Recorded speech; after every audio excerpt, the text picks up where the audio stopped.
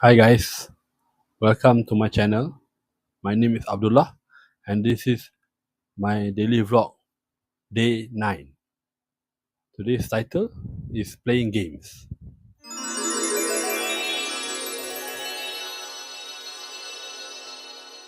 So, I like playing games ever since I was a small kid. Um, I was, I think, probably around 7 years old when I was introduced to the game Digger. Uh, I remember more or less the music went.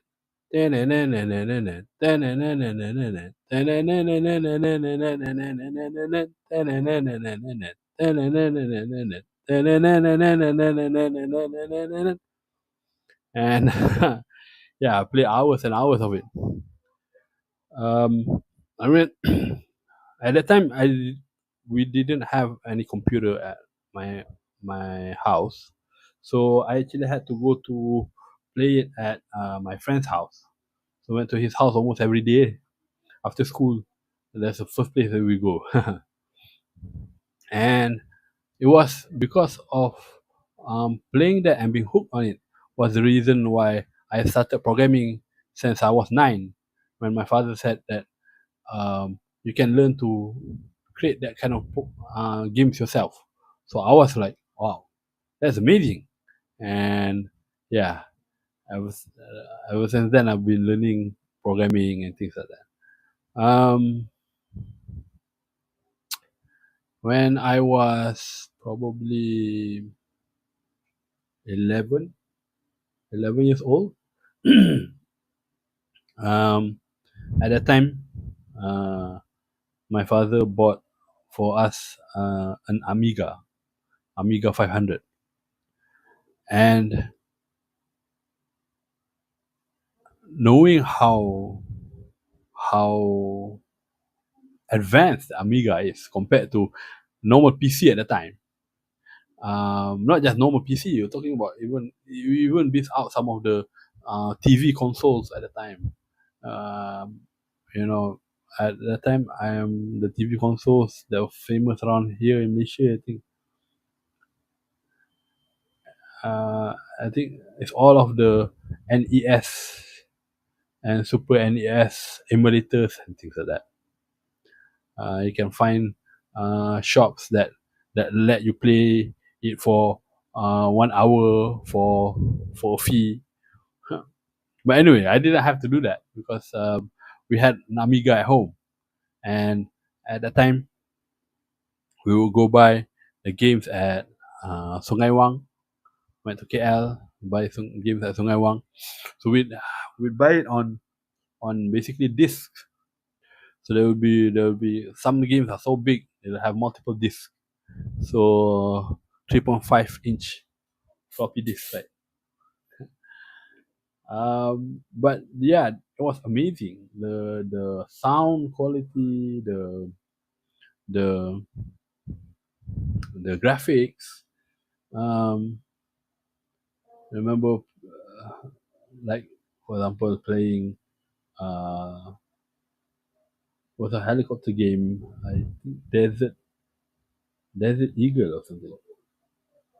Um, and yeah, the version on the Amiga, or like there would be people on the deserts asking for help, help, down over here, over here. It was awesome. And then I saw it on a version of Sega 16.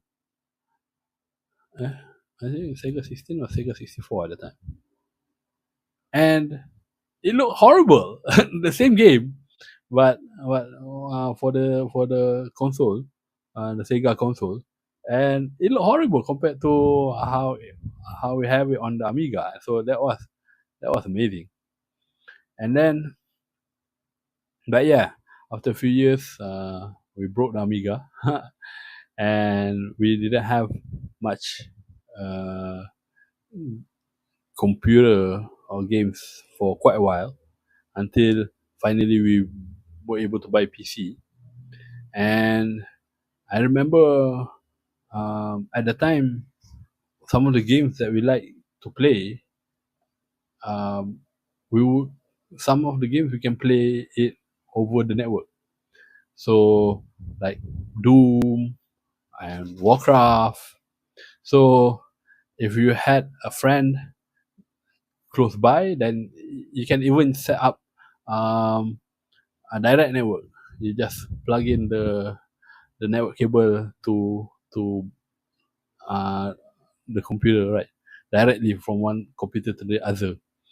Um, it had to be a cross cable lah. But yeah, that was awesome. And yeah, the times when we have friends meet up, able to meet up with all of our computers like that was very very limited. Most of the time, what we would do is that we will play over the modem. So usually we will play at night so that people doesn't suddenly pick up the phone and pick up the phone and then they hear the of the modem, right? And like, oh no, and then you get disconnected and then the whole game like you burn off. So sometimes me and my friends would stay up the whole night playing. Yeah, I remember Warcraft at least. The we played for a long time. So and then um, ever since the Amiga days, I love playing graphic adventure games. So I remember very fondly, for example, playing Monkey Island. So um, most of, I think, almost all of the games, graphic adventure games that I play is from LucasArts. Monkey Island, Full Throttle, Days of the Tentacle. Yeah, they all are from LucasArts games. And I love, like for example, Monkey Island. I love the jokes. Full Throttle, like it's kind of more action. And Days of the Tentacle, yeah, Days of the Tentacle is very. The jokes is very, I'll say, kind of smart. The puzzles are very. You have to solve it over three different time periods. So that was quite an interesting. I would say concept lah. Quite an interesting twist on the puzzle. Um, yeah. Apart from that, I remember other graphic adventure games from other software house. I don't quite remember a lot. I mean, there was one called Goblins. That was on the Amiga. But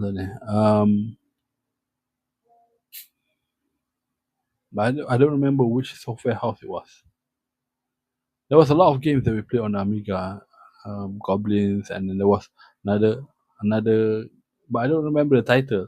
But it was a air taxi of by a caveman. So you have a caveman that will fly around on his air taxi, taking customers from one cave to another cave. That was kind of funny. Yeah. Also, I've played some RPG games.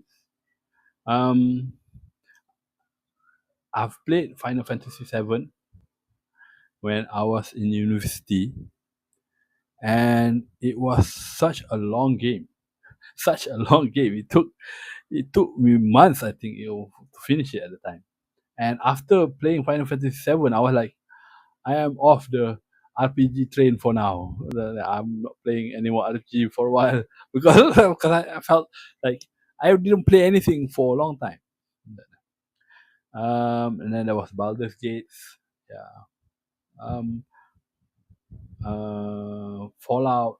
In fact, Fallout is I even play it until now because like I'm still playing Fallout 4 whenever I can.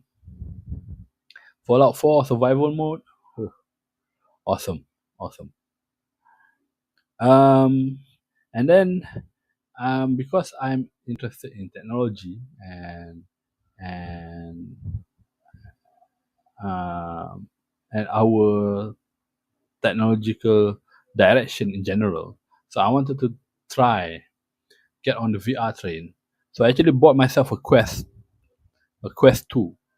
So the VR, so there was a few games that I like playing on it. There was like ping pong. I don't remember the title. There's golf game. Also, I don't remember the title, but there's those kind of games, fishing games. Um, but I don't play as much now on the, but it was pretty good. So there's so many games that I've enjoyed over the years, and I consider games as another form of essentially another form of ideas, another form of art, another form of expression. So you have like books as is one form. You have movies or TV series another form, and then games is another form, much more interactive form. Um, and depending on the scope of the game, yeah, it can be even much more engaging. I remember when I played, yeah, one of the reasons why I'm still playing Fallout 4 now is because of the recently came out the Fallout series. So when the Fallout TV series came out, I had bouts of nostalgia and yeah, almost like PTSD because I remember this part. I mean not particularly that part lah because in the in the TV series itself it's not got nothing to do with the games, but the theme of the things happening. Like for example, being attacked by raiders, uh, and all the monsters and the ghouls, and the effect of the drugs and things like that. So yeah, and yeah, the radio songs, classic radio songs, the atmosphere. Yeah, they got it quite quite accurately, and it just made me feel like, oh man, I gotta get back into it, and yeah, I've been playing it back again ever since. so so yeah, sometimes it can